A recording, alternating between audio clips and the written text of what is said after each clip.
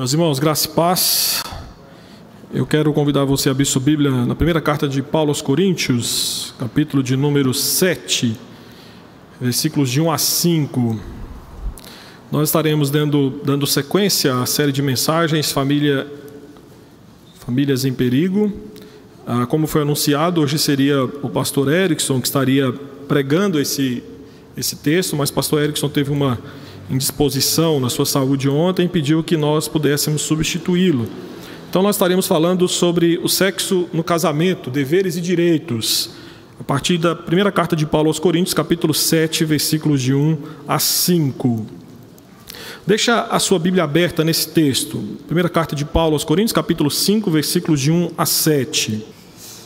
Meus irmãos, antes de ler o texto, é fato que falar sobre sexo dentro de uma igreja presbiteriana sempre gera um certo desconforto, tanto por parte de quem prega, como por parte daqueles que escutam.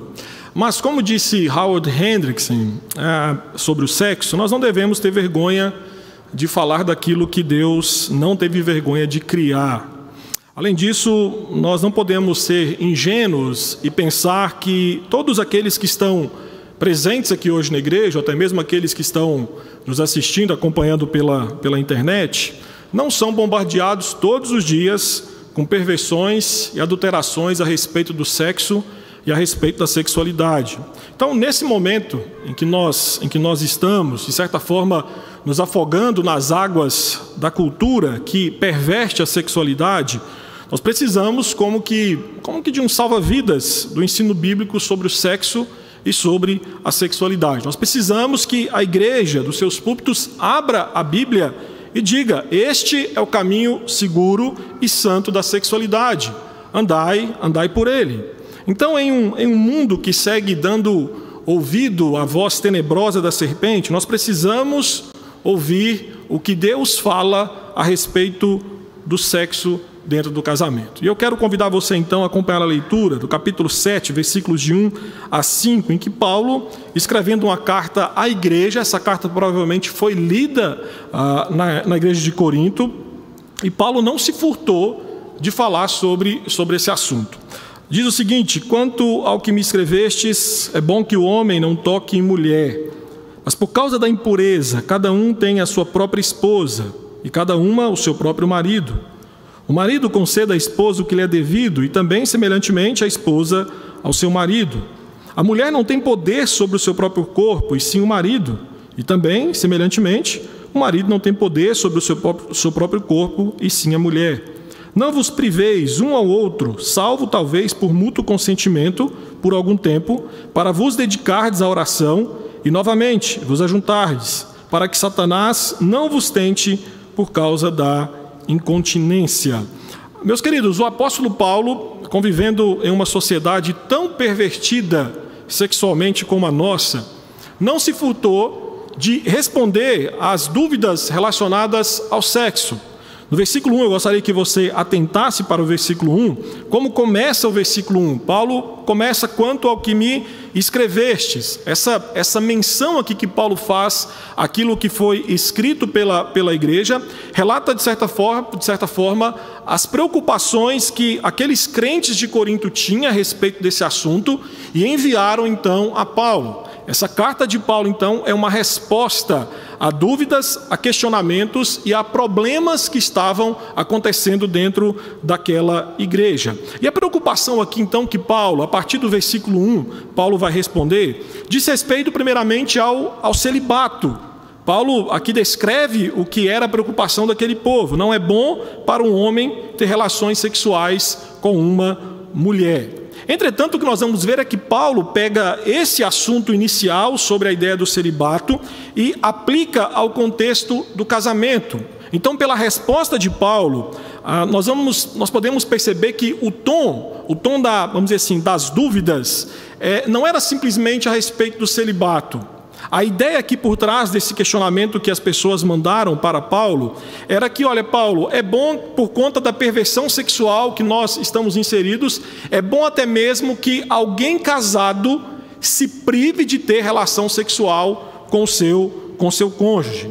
E aqui é importante destacar que nos capítulos 5 e 6, Paulo fala sobre algo que era imoral. Paulo combate a imoralidade sexual que era latente dentro da igreja de Corinto. Capítulo 5, capítulo 6, Paulo corrige a perversão e a distorção que existia naquela igreja. Alguns crentes, pelo que Paulo nos mostra, no capítulo 5 e capítulo 6 da igreja de Corinto, tinha a ideia de que para a satisfação sexual valia tudo, até mesmo se deitar com prostitutas cultuais nos templos pagãos que existiam ali na cidade de Corinto. E aqui no capítulo 7, então, Paulo trata a sexualidade de maneira positiva.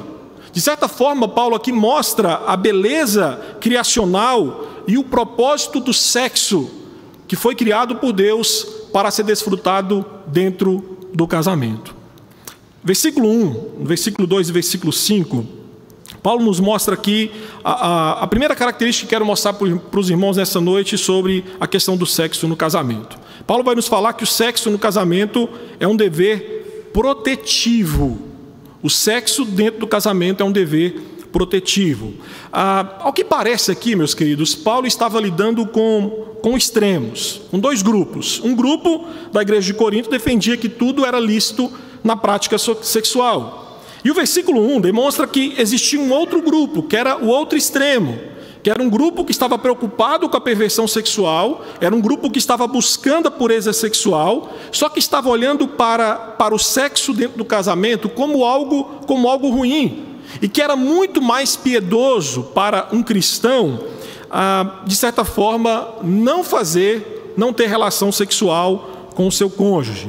Só que nos versículos 2 e versículo 5, Paulo descreve que esta decisão de furtar-se de ter sexo com seu cônjuge era uma decisão extremamente perigosa. Paulo vai nos mostrar que, de certa forma, essa privação de sexo com seu cônjuge era dar aos impulsos sexuais e a Satanás uma vantagem para derrotá-los. E neste aspecto, Paulo, como um judeu, via o casamento como o melhor impeditivo para a imoralidade sexual. E você tem que entender que viver na cidade de Corinto era viver em uma cidade, queridos, extremamente orientada para o sexo. Era uma cidade em que as tentações abundavam, porque ali existiam todos os tipos de imoralidades sexuais que você possa imaginar. E Paulo atesta isso ao usar a expressão, se você atentar para o versículo número 2, ele usa a expressão imoralidades. Na sua Bíblia foi traduzida provavelmente por impureza. Só que este termo traduzido no singular, impureza, lá no grego, está no plural, mostrando que naquela cidade a imoralidade, meus irmãos, tomava várias formas. Por isso que Paulo é taxativo. Cada um tenha o seu próprio cônjuge. E aí esse verbo ter é uma maneira eufemística de dizer que um cônjuge deve desfrutar da intimidade sexual do seu cônjuge e com ninguém mais. No versículo número 5, Paulo ainda é mais enfático. Paulo diz: não vos priveis. E aqui é no sentido de não roubar. O que é interessante é que Paulo vai nos mostrar que uma vez que a pessoa se casa, ela não deve roubar do seu cônjuge, ela não deve lhe privar o sexo. Além disso, essa expressão não priveis é um imperativo presente. Ou seja, indica que eles precisavam largar esta atitude imediatamente, porque eles estavam colocando em risco a vida espiritual deles. E o apóstolo Paulo, então, aqui vai nos falar que não é prudente negligenciar a união sexual dentro do casamento. Porque, na verdade, quando alguém negligencia isso dentro do casamento, Paulo vai nos falar que ele está expondo-se a todo o tipo de tentação. E o que, Paulo não deixa aqui de mencionar é que existem dois adversários que estão à espreita, esperando que você, como casado, que você se furte de dar à sua esposa, ao seu cônjuge, de fato, o alimento espiritual através do sexo. Falaremos isso daqui a pouquinho. Paulo fala que tanto Satanás quanto a carne estão à espreita e são adversários que anseiam para que um casal prive-se da relação sexual. Meu irmão, aqui eu quero te falar que Paulo, quando trata do sexo dentro do casamento, Paulo nos mostra que o sexo tem um caráter espiritual e que, de certa forma, ele acaba sendo um grande campo de batalha, um local em que Satanás e a carne sabem muito bem como atacar. E digo para você que pelos muitos divórcios provocados por conta da imoralidade sexual, nós percebemos que tanto Satanás quanto a carne têm tido sucesso nesses ataques. Por isso que Paulo está afirmando que o sexo dentro do casamento é um escudo protetivo dado por Deus contra o pecado sexual. Na verdade, quando praticamos o sexo onde e como Deus ordenou, ou seja, dentro do casamento, nós estamos nos protegendo das tentações e ciladas, tanto da carne quanto do diabo. Compreenda que Deus ordenou a intimidade sexual, e Deus ordenou que, através da intimidade sexual, o casal possa se fortalecer e ao mesmo tempo se proteger das tentações e distorções pecaminosas quanto ao sexo. Então entenda que o sexo dentro do casamento é uma armadura que o cristão possui para derrotar Satanás e fugir da imoralidade sexual. Mas o apóstolo Paulo, no versículo 3, e novamente no versículo 5, Paulo ainda nos fala uma outra característica da questão do sexo no casamento. Paulo vai nos falar que o sexo no casamento é um dever de satisfação mútuo. É um dever de satisfação mútuo. Na abordagem sexual no casamento, Paulo aqui nessa passagem ordena que um cônjuge pague ao outro o que lhe é por direito. E esse pagamento aqui, a moeda que você tem que pagar ao seu cônjuge, Paulo vai nos falar que é através do sexo. Então no versículo 3, o apóstolo usa outro imperativo, no presente novamente. E aqui Paulo vai usar conceda, indicando que continuamente, os cônjuges estão obrigados a cumprir esse dever.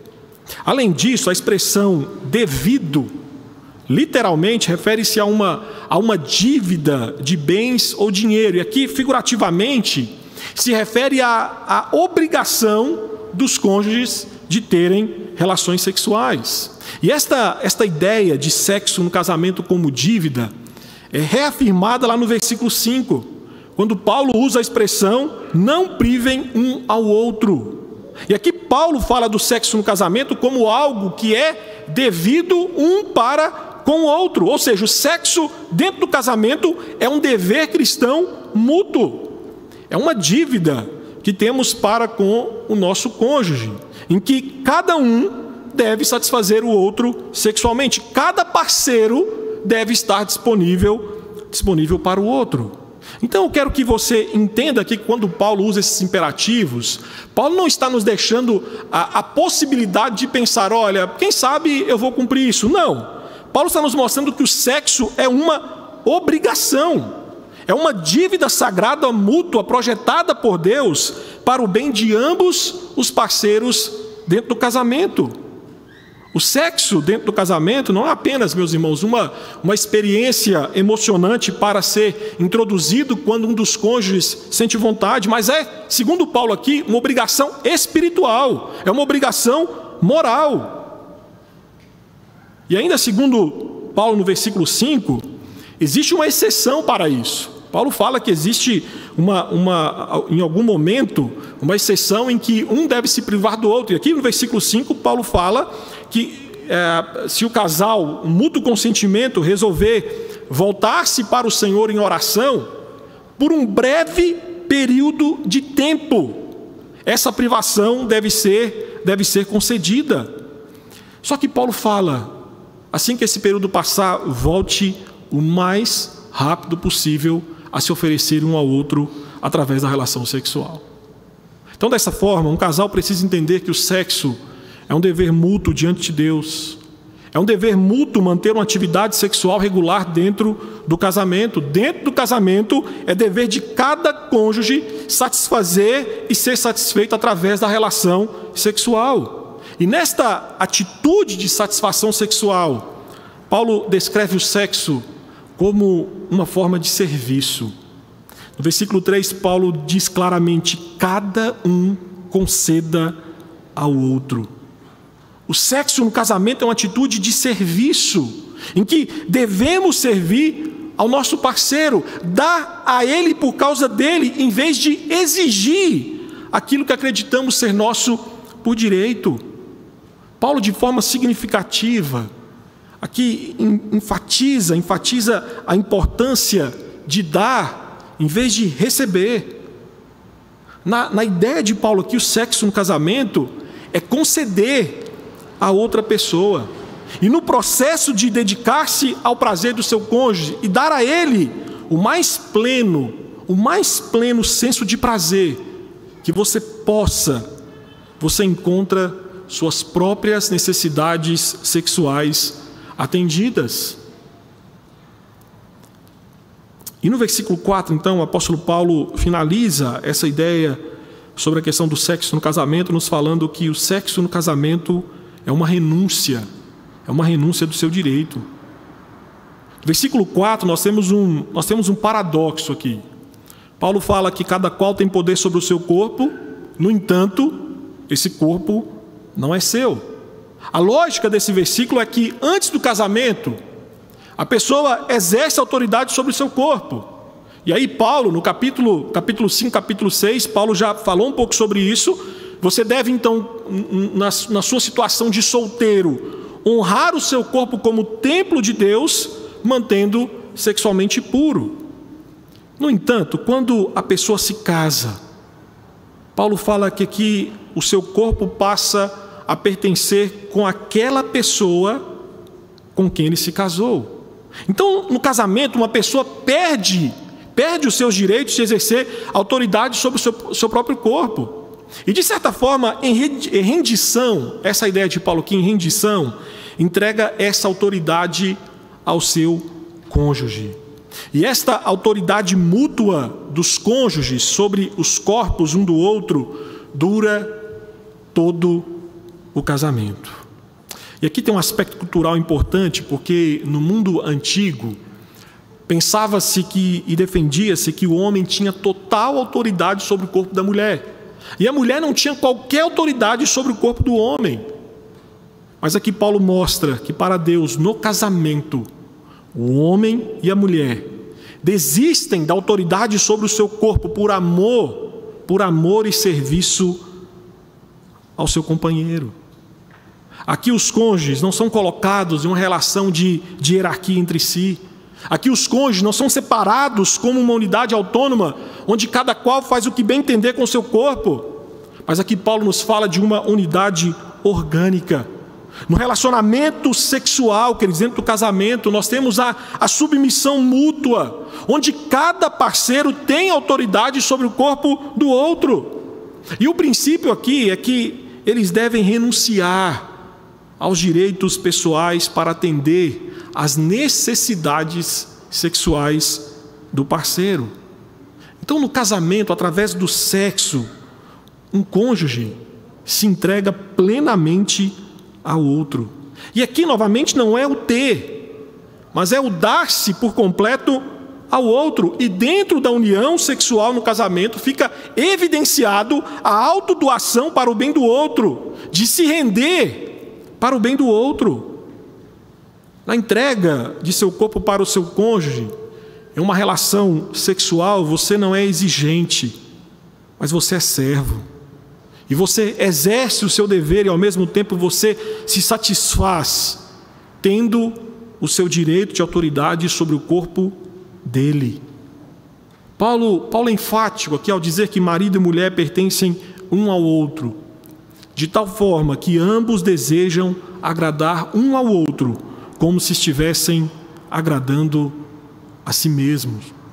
Então, através do ato sexual no casamento, um cônjuge diz ao outro que de certa forma, que por amor, ele renuncia e entrega o seu corpo por completo ao seu parceiro. E entender isso, queridos, tem algumas implicações importantes para nós. E você que é solteiro deve estar pensando: hoje o sermão não foi para mim. Foi para você. Foi para você. Pode ser que você ainda não pense em casar, mas no dia que você casar, você está tendo aqui um aprendizado sobre a relação sexual dentro do casamento. Primeira implicação que eu digo para nós, como igreja, nessa noite, a partir desse texto: fuja de qualquer outra forma de prazer sexual fora do casamento. A Bíblia fala que tudo que Deus criou é bom, meus irmãos, inclusive os desejos sexuais. Mas aqui em Corinto, na igreja de Corinto, nessa carta de Paulo aos Coríntios, Paulo especifica que esses desejos sexuais foram criados por Deus para serem usados dentro do casamento, entre um homem e uma mulher. Então, o desejo sexual dentro de cada homem e mulher é normal. Não é algo que existe dentro de nós, que nós temos que nos envergonhar. Então, esse desejo, com a aprovação de Deus, deve ser controlado fora do casamento, mas, de certa forma, como Paulo nos fala aqui, deve ser libertado dentro do casamento. Mas é fato que o desejo sexual, embora seja um presente de Deus, é um poderoso impulso humano. E como Paulo mostra nesse texto, 1 Coríntios capítulo 7, Satanás usa este aspecto da necessidade biológica que existe em nós como uma ferramenta para destruir vidas e casamentos. E vivendo em uma cultura sexualizada, que nos é vendido que o prazer sexual é algo que nós precisamos a todo custo e de qualquer forma, nós acabamos nos entregando àquilo que deveria ser controlado antes do casamento e libertado de forma correta dentro do casamento. O que Deus, queridos, Deus que nos criou e colocou em nós esse apetite sexual, também determinou como controlar esses apetites e em qual relação esses apetites podem ser explorados. Entretanto, nós temos visto que em rebelião contra Deus, fora do casamento, os desejos sexuais estão sendo realizados de alguma forma. E entenda que qualquer tentativa de você realizar seus desejos sexuais fora do casamento é rebelião contra Deus, é pecado. E nesse ponto, eu preciso ser extremamente enfático. Solteiros e casados, homens e mulheres, deixem de consumir a pornografia. Abandonem a masturbação. Entenda que a pornografia explora sexualmente alguém que não é o seu cônjuge. A pornografia é uma forma moderna de adultério.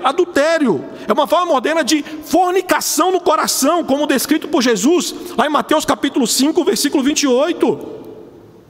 A pornografia, como uma forma de luxúria, irá consumi-lo, irá escravizá-lo a ponto de diminuir, se você é casado, o seu desejo sexual pelo seu cônjuge, ou se você que é solteiro, o conduzi-lo a uma degradação sexual e moral. A pornografia tem levado muitos jovens solteiros a se envolverem com sexo antes do casamento, buscando na defraudação, buscando na fornicação a realização sexual. Por conta da pornografia, cristãos, casados e solteiros, homens e mulheres, têm se entregado à masturbação, que é uma forma de fazer sexo consigo mesmo. Então, dessa forma, se você tem procurado satisfazer os seus desejos a partir de imagens em sua televisão, computador, seu celular, ou até mesmo na sua própria imaginação, saiba que isso é pecado. E por amor à sua vida, por amor à sua saúde espiritual e sexual, abandone isso. Em arrependimento, confesse a Cristo seu pecado. Cristo é gracioso e dará graça para que você possa entender e buscar em Deus a forma correta de satisfação sexual. Compreenda que, na verdade, o que Paulo nos mostra aqui em Coríntios é que os crentes em Cristo procuram satisfazer suas necessidades e desejos sexuais de uma maneira que honra e glorifica o nome de Deus. E o casamento entre um homem e uma mulher é o veículo ordenado por Deus para satisfazer o desejo sexual dado pelo próprio Deus.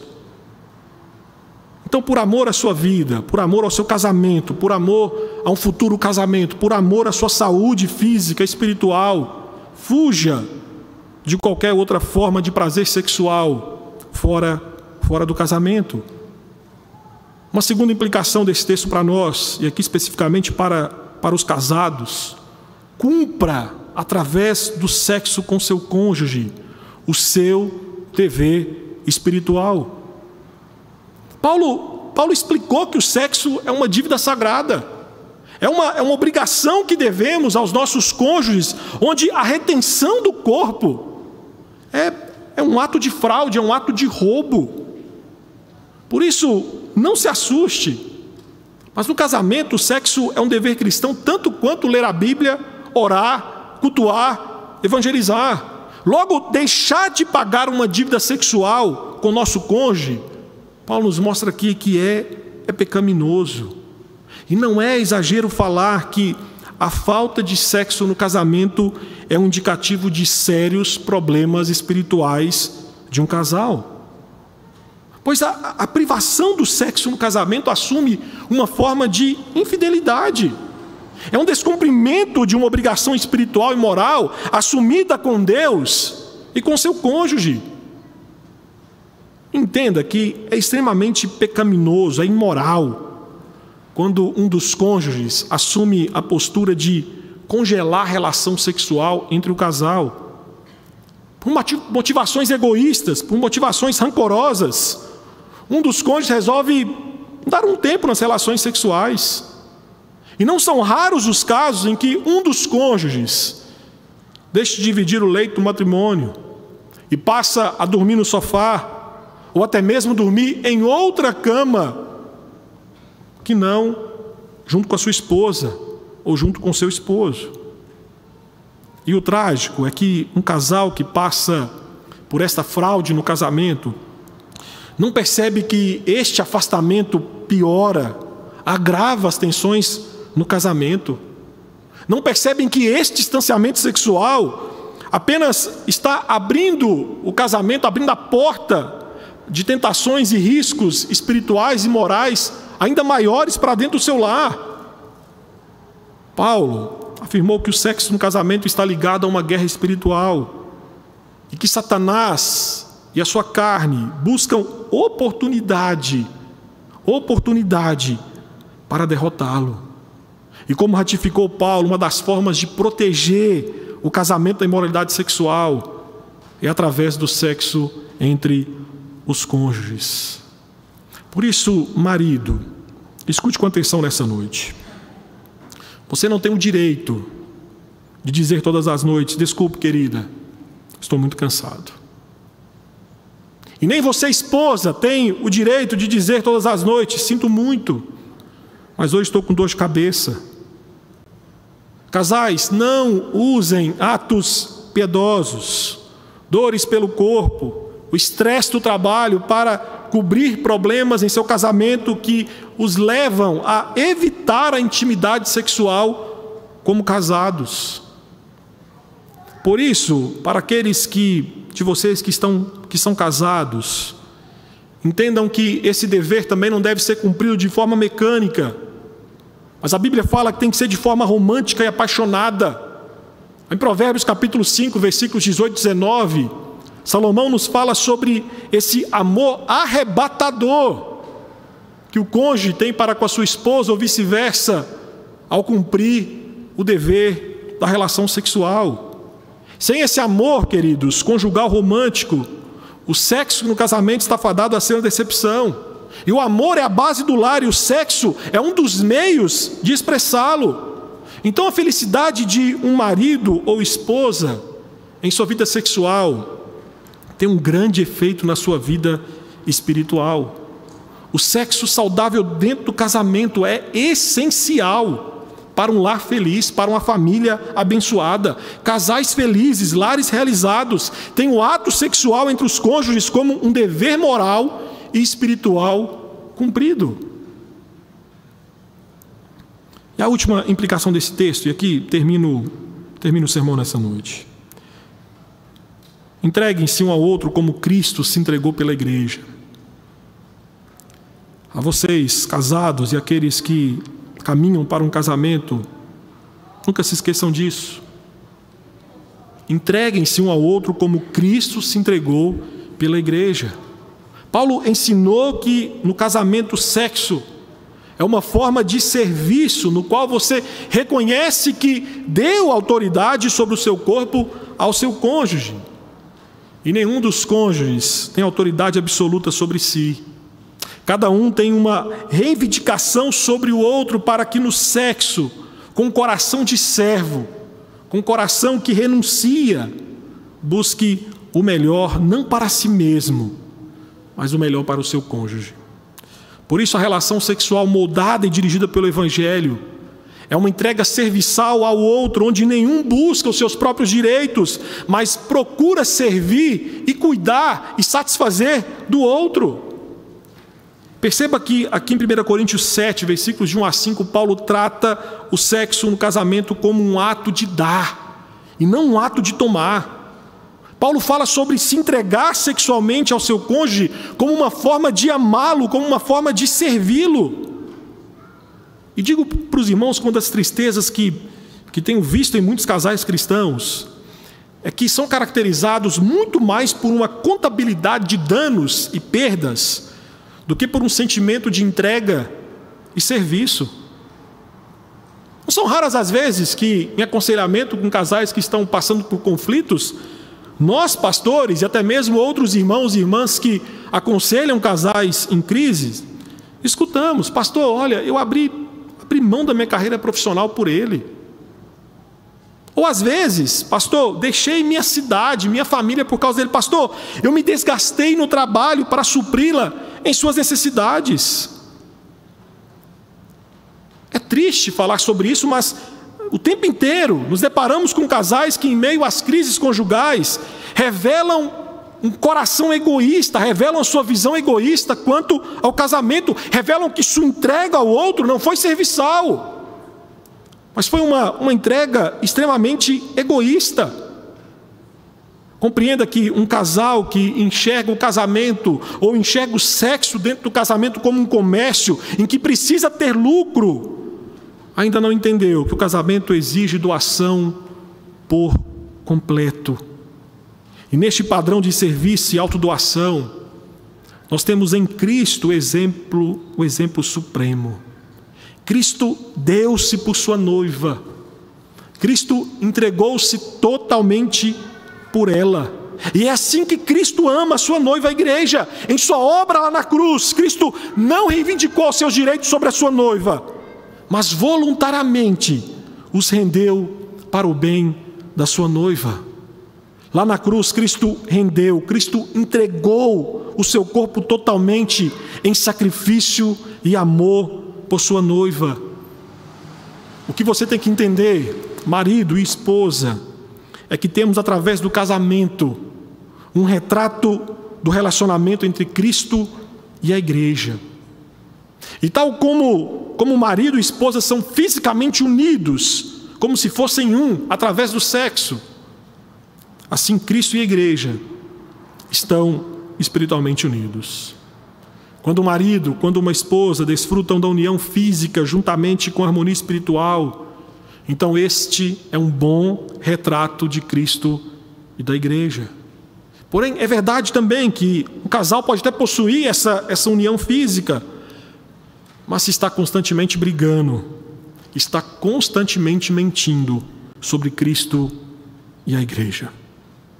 Por isso, maridos, esposas, assim como Cristo entregou-se completamente por sua noiva, a igreja, entreguem-se um ao outro.